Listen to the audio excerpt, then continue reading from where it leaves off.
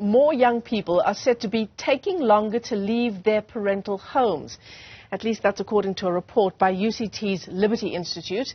The Forerunners report provides insights into key trends that are changing South Africa's population dynamics, with a special focus on those over 55. The study over 18 months surveyed nearly 2,000 people. Let's unpack some of the insights there. Paul Egan is with UCT's Liberty Institute, and he joins us this morning. Paul, it's great to talk to you. Thanks very much indeed for coming on.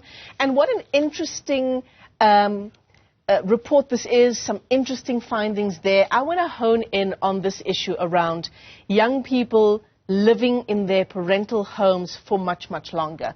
From what you discovered, what are some of the factors influencing that? I think there are all sorts of factors. I mean, our focus is really on over 55 South Africans, and this is something that we picked up during the course of that study.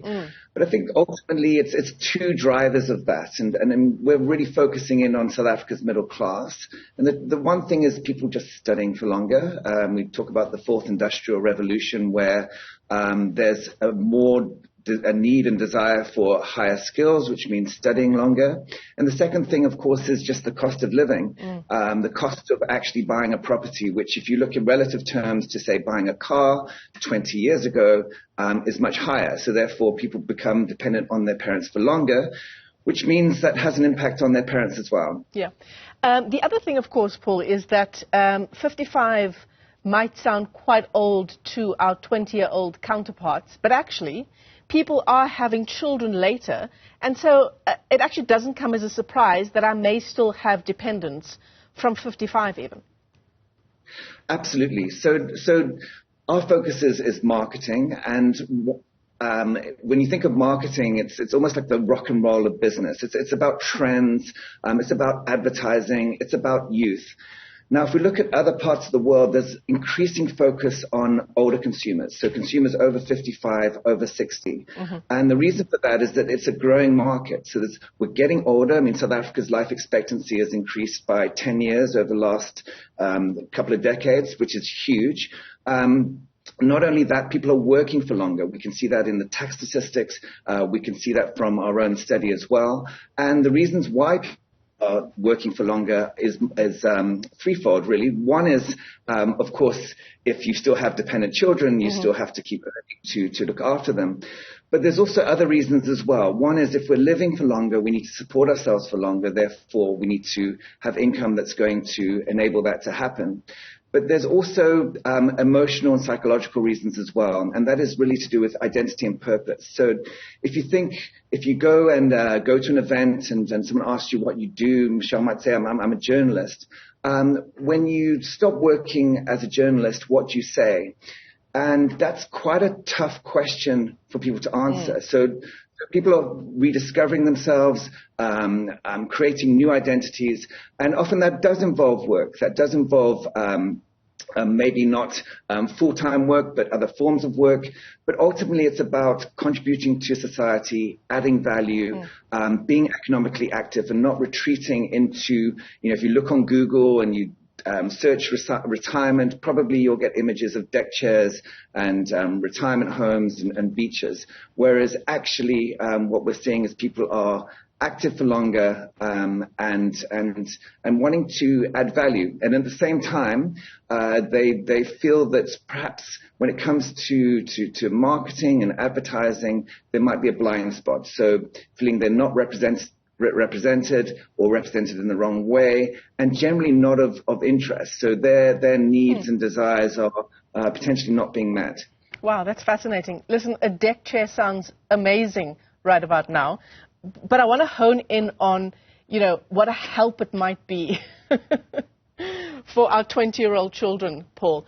It's also great to be able to, if you are able to, and your survey did look at middle-class South Africans, but to give your children at a critical time, your adult children, at a critical time in their careers, in their 20s, that little bit of a boost and a bit of comfort, shall we say. But the key, of course, there is that they do take advantage of that to save, etc., and that they're not just sort of living life to the fullest.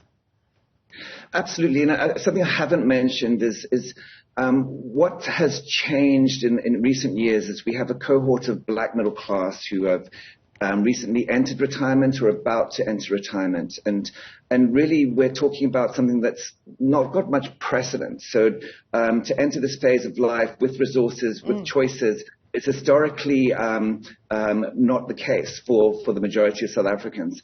And one term that comes through is, or one thought is, I want to break the generational chains. I don't want my children to have to support me. I want them to be independent. I want them to have a leg up. So that also comes into the thinking in terms of planning and choices that people make. Yeah, absolutely. I want to give them the boost that I didn't necessarily have when I was starting out my career. Absolutely. Let me ask you this, Paul, and did this come up in your research? Could it also be this trend of young people in their 20s, perhaps even older, staying in their parental homes because they don't actually they don't see as much value as people of a different generation do in something like home ownership? For them, it's more about earning a good salary, yes, but not necessarily using that salary to plan for the future, but rather to do things like travel. Yes, certainly. I'm sure that's the case. What we can also add is it's just in terms of inflation, just in terms of the cost of getting on that housing ladder has become increasingly difficult, and therefore, just from a sensible economic perspective, it makes sense to rely on your parents, and maybe you'll get your washing done too. Yeah, your washing done and a free meal. So yeah, as I said at the start of our conversation, if your parents still over the age of 50 up to 55, it's perhaps not so surprising that you might still have dependents. But the one thing that did come out of your research is that incredibly 30% of South Africans over the age of 75 still have adult children dependents. What do we make of that? So we talk about the sandwich generation, so with parents living longer, and if you live longer, there becomes a time when you perhaps start to run out of money. So who comes in to support them? It's the children, but you may also be having children later, children staying at home longer, so therefore you're supporting them as well. So it can be a drain on resources for a number of households to actually cover those bases. Interestingly, we also asked how long people want to live, and over half of middle class under 55s in our study said they want to live beyond 90.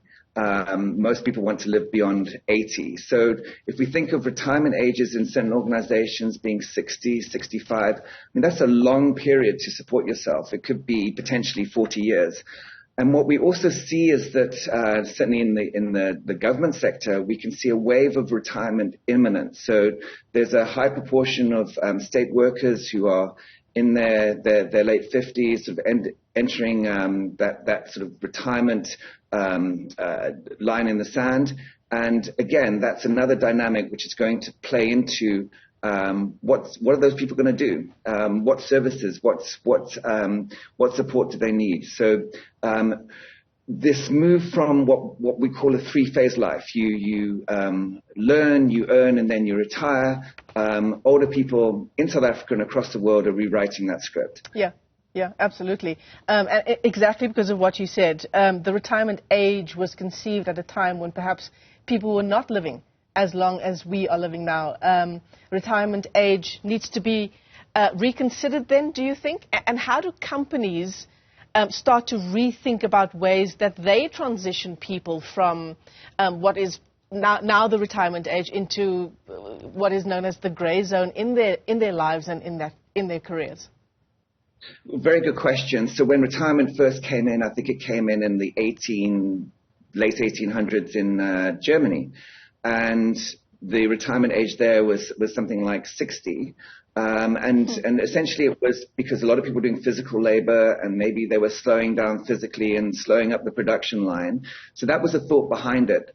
But now we have people living much longer, and companies often take a lot of effort in terms of onboarding people. You have training, you have immersions. When it comes to retiring, I'm not sure that's the case in most organizations. So is there an offboarding process? I mean, what a lot of people say to us is that, what about the younger people? You need to exit older people to enable opportunities for younger people. And at the same time, you have older people saying, you know, but we have so much more to still give. So I think that there has to be a balance. It's not an easy answer. We don't have the answer to that. But one thing that has changed and COVID has accelerated is if your work relies on the internet and computers, etc., sort of more white collar in a traditional sense, this working from home, this working through computers, and then it's a less physical form of work, means that actually one of the main beneficiaries of this new technology and this new way of working are older people. They can potentially plan their day, pace themselves, and actually keep contributing well into their 70s or even 80s. Yeah, this will come as a shock for those of us who are watching, thinking that retirement should come sooner rather than later. Paul, it's been a great pleasure talking to you this morning. Thanks very much indeed for coming on. Paul is with UCT's Liberty Institute, a whole range of issues coming there insofar as the future of you and your child's relationship and perhaps your own retirement age as well.